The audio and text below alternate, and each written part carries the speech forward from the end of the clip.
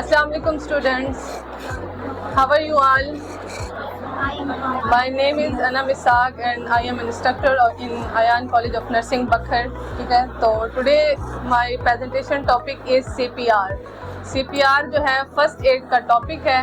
ठीक है, first aid जो कि क्या होती है, इब्तदाई तिब्बी इमदाद. ठीक है, उसमें क्या है, एक इम्पॉर्टेंट जो है वो मसला आता है CPR का, मतलब कार्डियक और जो लंग्स हैं उनमें इश्यूज आ जाते हैं, उसकी फंक्शनिंग में इश्यूज आ जाते हैं, फिर उसको बहाल कैसे करना होता है. तो इसके मुतालिक जो है वो एक टर्म बनाई गई है CPR. ठीक है, तो CPR से बनता क्या है, किस चीज़ की एब्रीविएशन है. C से बनता है कार्डियक, P से पल्मोनरी और R से रिससिटेशन. कार्डियक जो है, हम इस मेडिकल टर्म में हार्ट के लिए हम कौन सा वर्ड यूज़ करते हैं, कार्डियक, और पल्मो किसके लिए, लंग्स के लिए, और रिससिटेशन का मतलब है कि बहाली. सबसे पहले जो है हम इसकी डेफिनेशन देखेंगे.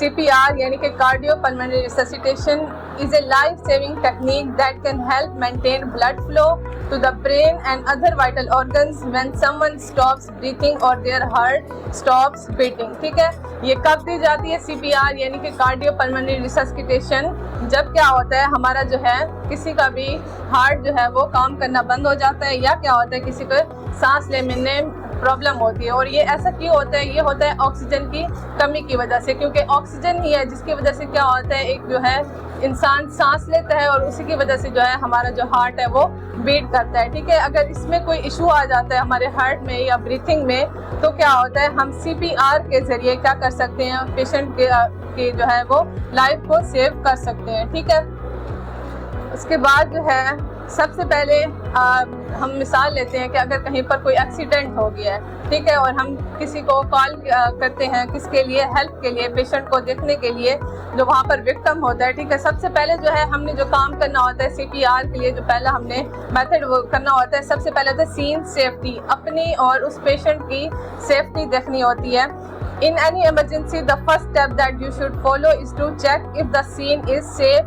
Ask how many victims are there and how the accident could have happened. See if the other bystander help assist the victims. It's also important to check the scene for factors that could harm you, such as traffic or fire. ठीक है, सबसे पहले अपनी safety और patient की safety को check करना होता है. किस तरह से, सबसे पहले जो वहाँ पर लोग मौजूद होते हैं उनसे पूछा जाना चाहिए कि ये हादसा कब हुआ. ठीक है, जो वहाँ पर लोग मौजूद होते हैं जिन्होंने हादसा देखा होता है उनसे पूछें कि ये हादसा कब हुआ और किस तरह से हुआ. ठीक है, उसके अलावा जब आप उस पेशेंट की जब आप हेल्प करने लगते हैं तो आप जो बाई स्टैंडर्स यानी कि वहाँ पर जो खड़े लोग हैं, आप उनकी भी हेल्प ले सकते हैं. तो सबसे पहला मेथड CPR के क्या होता है, अपनी और उस पेशेंट की जो है वो सेफ्टी देखना. मिसाल के तौर पर अगर एक्सीडेंट हो जाता है, रोड एक्सीडेंट, और बीचों बीच अगर क्या है एक मरीज पड़ा है सड़क के, तो आपने क्या करना होता है, सबसे पहले इधर उधर देखते हैं, जो भी 1122 का जो भी जो है वॉलंटियर आता है, सबसे पहले क्या करें, सड़क पे इधर उधर देखें, अगर कोई ट्रैफिक नहीं आ रही तो सबसे पहले उस पेशेंट को जो है वो कहाँ पर ले आए, रोड के किनारे पर. उसके बाद जो है हम उसका नेक्स्ट मेथड क्या करते हैं, CPR का शुरू करते हैं. चेक फॉर रिस्पॉन्सिवनेस, ये क्या है, इसका दूसरा है. सबसे पहले क्या होता है सेफ्टी, दूसरा मेथड क्या है, चेक फॉर रिस्पॉन्सिवनेस.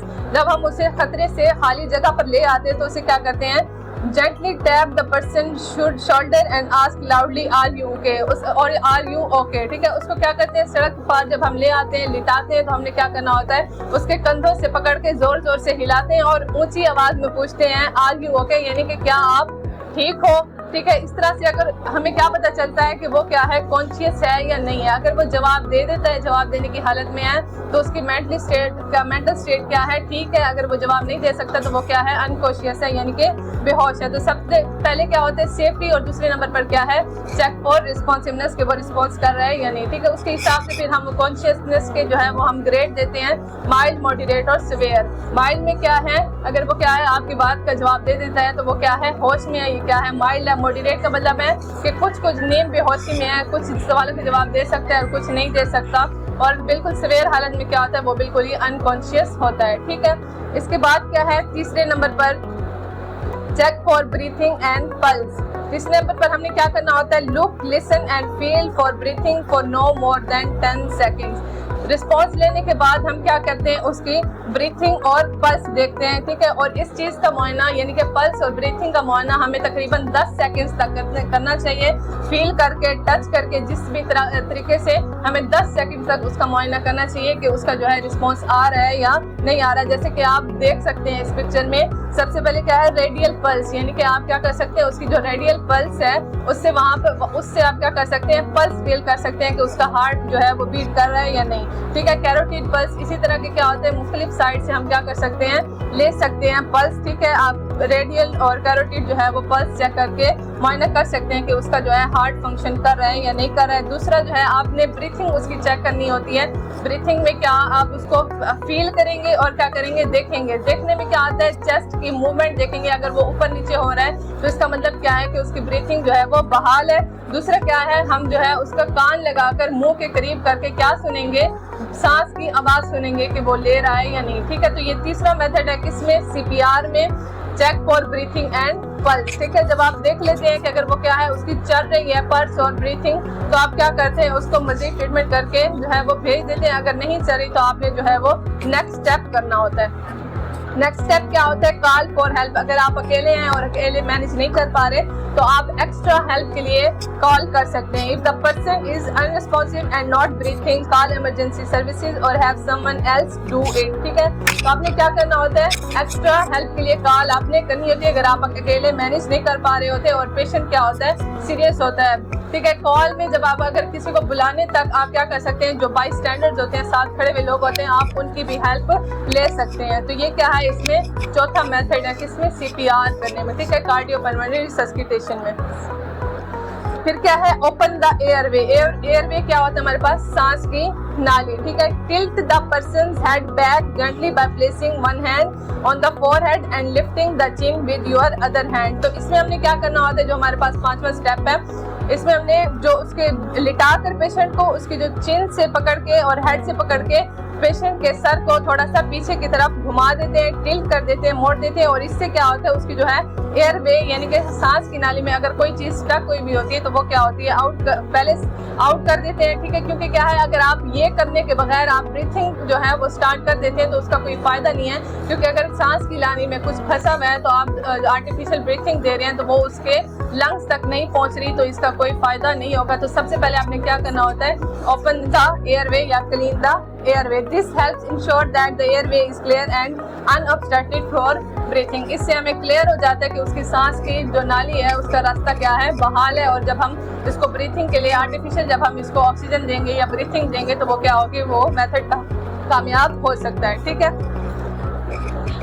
उसके बाद है स्टार्ट CPR यानी कि चेस्ट कंप्रेशन। अब क्या है, रेगुलरली क्या करें आप, CPR को जो है हम मेथड जो है वो शुरू कर रहे हैं। इससे पहले क्या था, कुछ वो जो है रूल्स थे जो हमने क्या करने होते। अब क्या है, बिल्कुल सही मेथड स्टार्ट हो रहा है। Place your hands on the centre of the person chest, one on the top of the other, ठीक है। जैसे कि आप पहली पिक में देख रहे हैं कि क्या करना होता है, पेशेंट को लिटाकर आप उसके एक साइड पर बैठकर, राइट साइड पर बैठकर आप क्या करेंगे, एक हाथ बिल्कुल ही उसके जो चेस्ट है यानी कि चेस्ट क्या होता है, सीना बिल्कुल ही उसके मिड में रखेंगे और क्या करेंगे, दूसरा हाथ दूसरा पॉइंट देंगे, push down hard and fast at a rate of 100 to 120 compressions पर मिनट। दूसरा हाथ फिर उस पहले हाथ की उंगलियों में फंसा कर, जैसे आप दूसरी पिक्चर में देख रहे हैं, इस तरह करके आपने क्या करना है, 100 से 120 कंप्रेशंस फास्ट देनी होती है पर मिनट के हिसाब से। यानी कि 1 मिनट में 100 से 120 कंप्रेशंस दोनों हाथों से आपने क्या करना होता है, फास्ट देनी होती है। और हार्ड का मतलब है कि आपने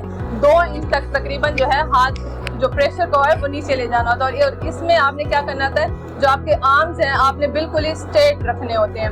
allow the chest to rise completely between compressions, ठीक है। जब आप कंप्रेशन देते हैं तो आपने क्या करना है, फास्ट तो देना है लेकिन क्या है, चेस्ट को वापस आने देना है। जब आप एक फोर्स देते हैं 2 इंच तक तो आपने क्या करना होता है, दूसरे फोर्स देने से पहले आपने पहले चेस्ट को वापस लाना होता है, ठीक है। चेस्ट जब वापस आ जाए तो आपने क्या करना होता है, सेकंड कंप्रेशन देनी होती है। ये भी चीज माइंड में रखना होता है और फास्ट भी करना होता है, ठीक है। पिक्स में आप देख रहे हैं, पहले एक हाथ रखा है बिल्कुल ही मिड में, दूसरे हाथ जो है उंगलियां फंसाकर आपने क्या होता है, बिल्कुल ही हाथ स्ट्रेट कर, आर्म जो है वो स्ट्रेट करके आपने क्या करनी होती है, फोर्सफुली जो है वो कंप्रेशंस देनी होती है। और ये किसके लिए होता है, हार्ट को फंक्शन में वापस लाने के लिए।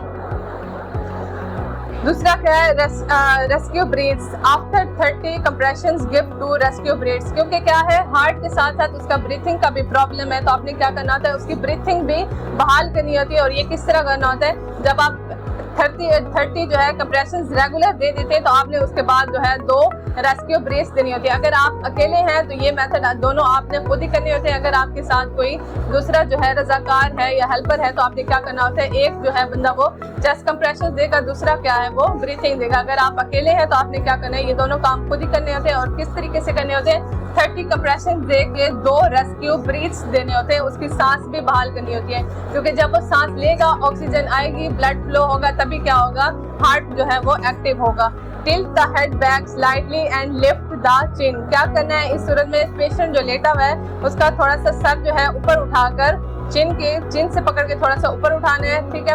Pinch the nose close and seal your mouth over the persons mouth. Pinch का क्या मतलब होता है, पिंच कर देना यानी कि दबा देना, किसको, नाक को क्लोज, इस तरह से उसके नाक को बंद कर लेना है। और seal your mouth over the person mouth, और अपना मुंह जो है उस पर्सन के जो क्या है पेशेंट है हमारे पास, उसके मुंह के साथ लगा देना है। इससे पहले आपने क्या करना होता है, जब आप उसका नाक पिंच करते हैं तो अपने मुंह में पहले क्या करते हैं, सही जो है हवा सांस जो है वो भर लेते हैं। उसके बाद ही उसके मुंह से जो है वो मुंह लगाकर आपने क्या करना होता है, blow into their mouth for about 1 second watching for their chest to rise. आपने क्या करना होता है, जो आपने सांस भरी हुई होती है वो उसके मुंह में अंदर डाल देनी होती है और देखना होता है कि उसका चेस्ट जो है वो तब तक देनी होती है जब तक उसका चेस्ट जो है वो उभर नहीं जाता, जिससे हमें ये क्या होगा, कंफर्म हो जाए कि उसकी एयर वे जो है वो क्या है, ठीक है, क्लियर है और क्या है, सांस जो है वो अंदर जा रही है, ठीक है। तो इसलिए ये मेथड फिर कंटिन्यू होगा। अगर क्या है चेस्ट मूवमेंट नहीं हो रही होती तो आप फिर से क्या करेंगे, एयरवे देखेंगे कि वो क्लीन है या नहीं है। Repeat cycles of 30 compressions and 2 breaths until help arrive. जब तक कि मदद नहीं आ जाती आपने क्या करना है, यही मेथड यानी कि 30 कंप्रेशंस, क्योंकि आप अगर एक इंसान है, एक जो है हेल्पर है, तो क्या है 30 कंप्रेशन और उसके बाद क्या है 2 रेस्क्यू ब्रीथ्स, ठीक है, ताकि क्या हो, साथ साथ हार्ट भी एक्टिव हो जाए और क्या है ब्रीथिंग भी जो है वो बहाल हो जाए। CPR फॉर चिल्ड्रंस, अब क्या है वो मेथड किसका था, एडल्ट्स के लिए या क्या है बड़ी एजेस के लिए, क्योंकि क्या होता है उन पर क्या है उनका जो है बॉडी का वो एरिया ज्यादा होता है, तो हम क्या करते हैं दोनों हाथों से प्रेशर देकर कर सकते हैं। लेकिन क्या है बच्चों में, एडल्ट्स में और इन्फेंट्स में हमने वो तरीका कार नहीं करना होता, क्योंकि क्या होता है इनका जो है एक तो बॉडी का जो है एरिया जो है वो कम होता है, दूसरा क्या होता है इन्फेंट्स में बोन्स जो है वो सॉफ्ट होती है, वो क्या हो सकती है, ब्रेक हो सकती है। Chest compressions use the same technique as for adults, but with 2 hands if the child is small. 2 hands या 2 fingers if the child is small. ठीक है, अगर बच्चा छोटा, एडल्ट्स में क्या करना है, तरतीब सारी वही रखनी है कि आपने सबसे पहले सेफ्टी देखनी होती है, ठीक है, उस पेशेंट को किनारे पर लाना होता है, उससे पहले पूछना होता है। एडल्ट्स में भी ऐसे है और छोटे बच्चों में भी ऐसे है। और क्या है उसके बाद आपने उसके भी बच्चों की भी क्या करनी होती है, के लिए एयरवे जो है वो क्लीन करनी होती है। फिर क्या है मेथड सारा वही होगा, बस इसमें क्या है आपने उसमें 2 एडल्ट्स के लिए, बड़ों के लिए आप क्या करते थे 2 हैंड्स का यूज करते थे, इसमें आपने क्या करना है बच्चों में 2 फिंगर्स का यूज करना है, ठीक है। बाकी सारा मेथड वही होगा। रेस्क्यू ब्रीथ, अब give 1 rescue breath after 30 compressions. 2 finger से जैसे आप पिक्चर में देख रहे हैं, ठीक है। स्टेप मैन पहले क्या है, लुक फॉर ब्रीथिंग, सेम क्या है बड़ों की तरह जो हमने मेथड किया था कि उसके जो है वो पहले पल्स फील करनी थी और फिर ब्रीथिंग देखनी थी। अगर नहीं हो रही तो आपने क्या करना है, एडल्ट्स में जो है अगर क्या है 1 साल से लेकर 8 साल तक है तो आपने एक हाथ का इस्तेमाल करना है और हथेली का इस्तेमाल करना है, ना कि फिंगर्स का।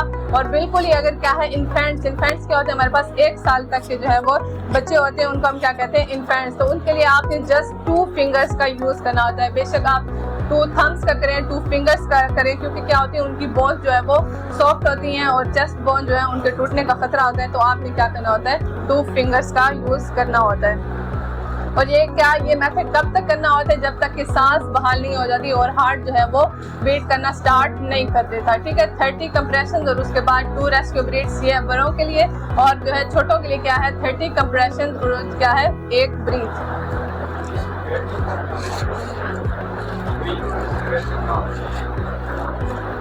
जी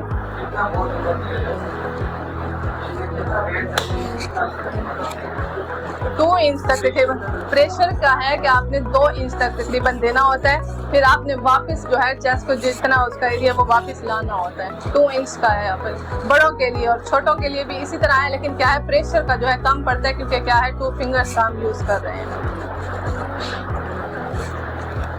अब एनी क्वेश्चन? सांस वाली नाली में कुछ चला जाए और वो ना निकल रहा हो तो क्या करना चाहिए? सांस की नाली में कुछ आपने क्या ये मेथड हमने वो देखा था कि क्या करते हैं हम उसको जो गर्दन को थोड़ा सा ऊपर उठाते हैं, ठीक है, और क्या करते हैं चेक करते हैं कि क्या चीज़ फंसी हुई है, ठीक है। इसके लिए क्या है आप चोकिंग का तरीका भी इस्तेमाल कर सकते हैं। अगर क्या है कोई चीज़ फंसी हुई होती है, चोकिंग क्या होता है आप पेट पर थोड़ा सा प्रेशर देकर ना के चेस्ट पर थोड़ा सा नीचे जाकर पेट पर प्रेशर देते हैं, जिससे क्या होता है प्रेशर पड़ता है किस पर, सांस की नाली पर, और क्या होता है कोई चीज़ अगर फंसी हुई होती है तो वो क्या होती है निकल जाती है, ठीक है। या तो ऊपर की तरफ या क्या करते हैं हम उसके मुंह को जो है एक साइड पर कर देते हैं। इससे भी क्या होता है जो है वो अगर कोई चीज़ एयर वे में ऑब्स्ट्रक्ट हुई है तो वो जो है वो। Thanks for watching. उम्मीद है आप लोगों को लेक्चर की समझ आई होगी।